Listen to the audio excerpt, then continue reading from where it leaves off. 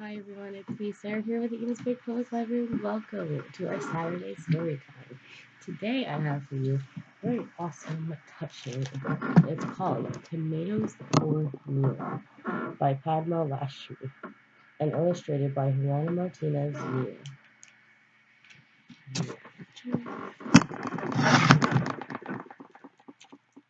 Very squeaky.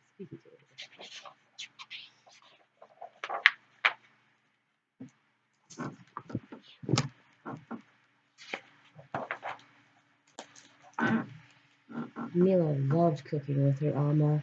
In their cozy kitchen, there was a lovely portrait of her Hati that hung over them, watching them cook. Neela and her Oadma made all kinds of yummy recipes. There were cakes and puddings and sauces always bubbling away.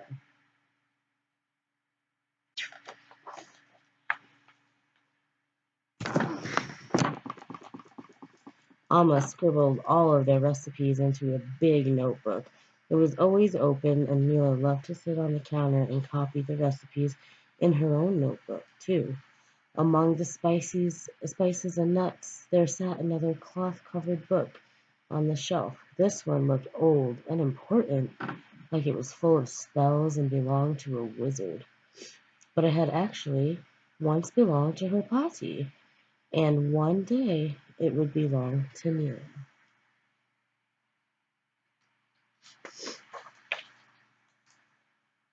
Saturday was Neela's favorite day of the week. They were going to the green market.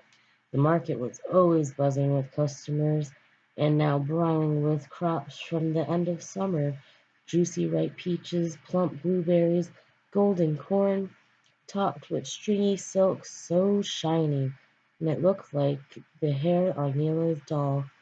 The best time of the year.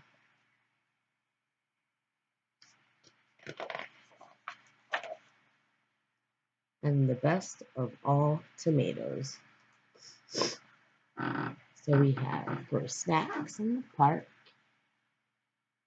like the sun so sweet, good for frying, big like a softball, and slice them thick for toast with mayonnaise. Ooh, tomatoes. They're heirloom tomatoes. Neela smiled at the heirloom tomatoes with their funny shapes and ridges. Alma explained they're called heirlooms because their seeds are passed down from season to season, so they always maintain their deep flavor. These tomatoes reminded Neela of Pati's cookbook. Neela and Alma brought back a bag bursting with plump, juicy plum tomatoes.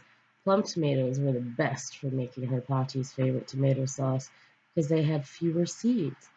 Making sauce was something she had done at the end of every summer, right before school started.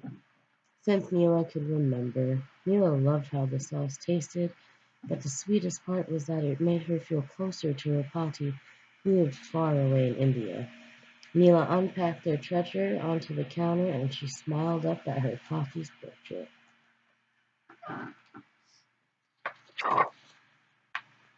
Neela always helped her Rama. She shelled the peas in the spring, peeled sweet potatoes in the fall, and even sprinkled and stirred spices into dishes.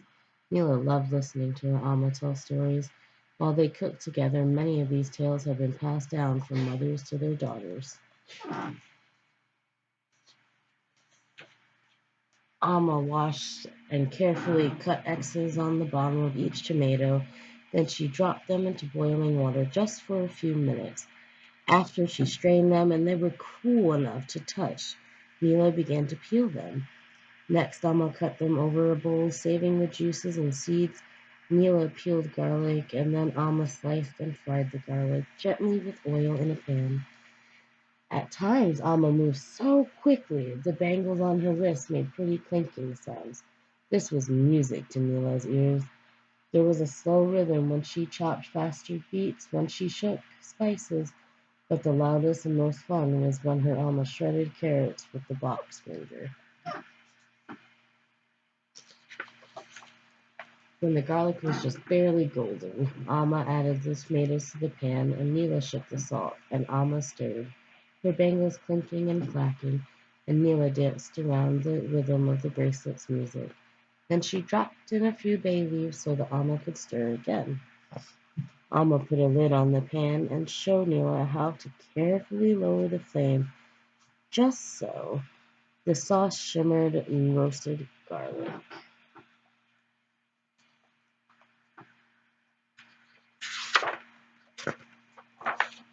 Did you know that tomato comes from an old Aztec word, tom- tomato? Their way to Europe and even India long ago, Amma said.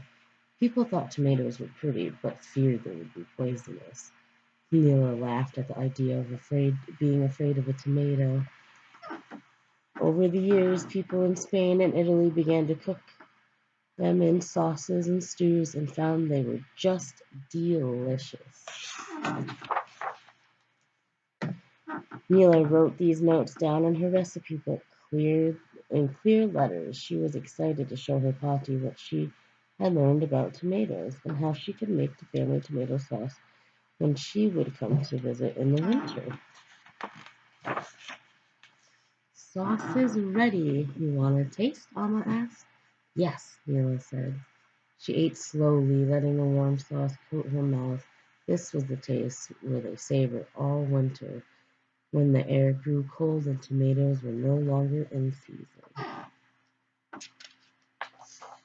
But why can't we just buy tomatoes? Said Alma. Because tomatoes grow on vines on the longest days of the year. When it's hot enough to go swimming, they need to swim in the sun. Alma explained that when picked in season, not only taste better, they are better for you. It's best to have fruits and vegetables when Mother Nature likes to grow them near us, Alma said.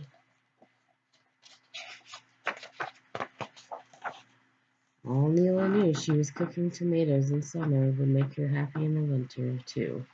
Made it into simple pasta sauce or yummy chutney, used stew beans or for chili, or turned into salsa for enchiladas. The tomatoes would fill the containers and canned jars that would be the pride and joy of their kitchen. Now, they just had to save enough to have tomatoes in the winter. Neela placed a special jar of tomato sauce in the back of the cupboard that she would save for Pati's next visit. That way she could be a part of this special Saturday too. One day soon they would share these sweet flavors together. And